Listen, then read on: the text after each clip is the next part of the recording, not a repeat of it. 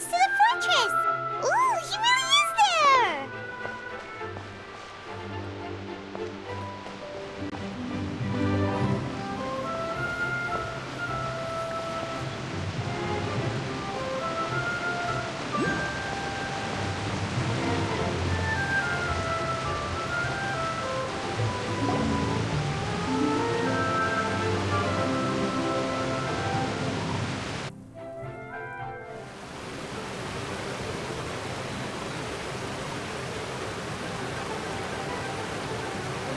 You really are here, Neuvillette! Paimon didn't think you were going to have free time this hour of the day. Really? Oh, I suppose you must have met Mr. Linney. He took the time to greet me earlier when he passed this way. In any case, you came at a good time. I was just considering reaching out to you to set up a meeting, so I may explain some things that I haven't had the time to before. Aw, Paimon's glad that you remembered. Thank you for keeping us on your mind, what with you being busy and all. Alright, let's have it then. How was Fontaine actually saved? The whole business is still quite the mystery to us.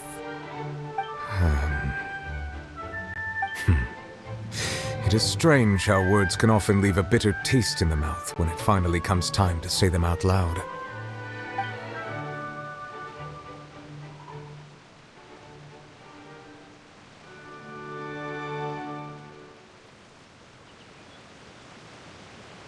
Whoa.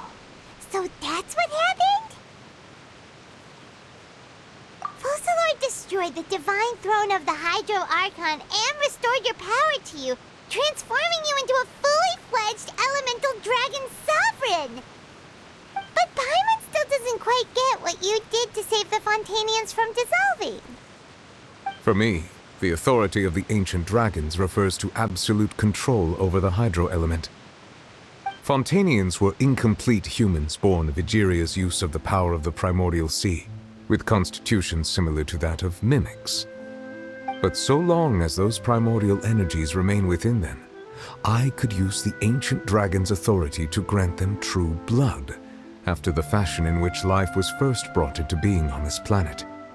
In other words, when I gave my verdict, Fontainians became true humans, and thus would naturally no longer be dissolved by water from the primordial sea. Focalor must have counted on you to make that decision as well. Your verdict was the key to making the prophecy appear to have come true while saving everyone. Yeah, and in a manner of speaking, Focalor finally managed to fulfill the original Hydro Archon's wish to turn Oceanids into real people too!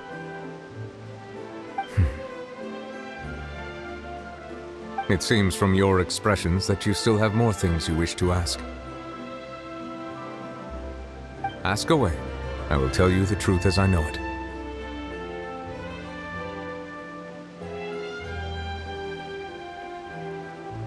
I have investigated his case along many avenues, and I have learned that he once fell into an unknown chasm when he was young. There, by chance, he awakened the all-devouring narwhal. But whether it be by sentiment or reason, that should not have been enough to consider him the root cause of the disaster. At most, he would have had tangential liability. As for the judgment passed by the oratrice during the trial, whether it was due to that liability by association, or Focalor deliberately using him to buy time for us on the assumption that he would be able to hold the creature off, I cannot say. Guess Focalor had Fontainians in mind the whole time. In the end, it was thanks to her that they finally became real humans. Hang on a second. Paimon suddenly got another question. Back when Fontainians hadn't yet become real humans, were the children they had also transformed Oceanids? Life has always flowed like water. Do you recall how Fontainians would often come to the Fountain of Lucine to pray for children? Yeah, Lynette said the fountain is where all the waters in Fontaine converge. In truth, even those couples did not know that such prayers were no mere custom, but instead a form of ritual. Those Oceanids who were blessed within the spring water would later descend as new humans in the coming months.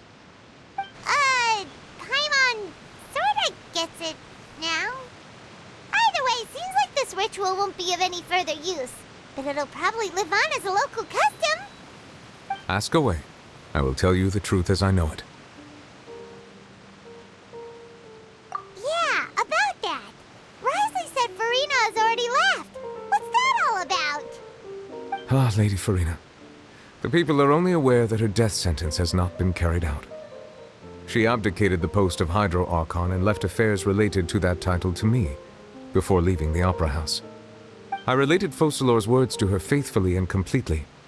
After hearing them, she seemed neither saddened nor comforted. She simply said that she was tired and needed to rest. Having said that, she then packed her things and moved out of the Opera House, not unlike how an ordinary person might. But she's still got a place to stay, right? You need not worry. I will make arrangements to ensure that she will not want for food, clothing, board, or travel. In truth, I am somewhat happy for her. The wear and tear on her spirit will, of course, take time to heal. But now that she no longer has to play the role of Focalor the Hydro Archon, she can finally lay down her burdens and lead a normal life. What about you then? What are your plans now that you've regained your full powers as the Hydro Dragon? After Focalor passed on, the Oratrice also ceased to function. This matter will directly affect our trials. After much careful consideration, I've decided to take over its role in our courts. From now on, I shall hear cases and pass verdicts by myself.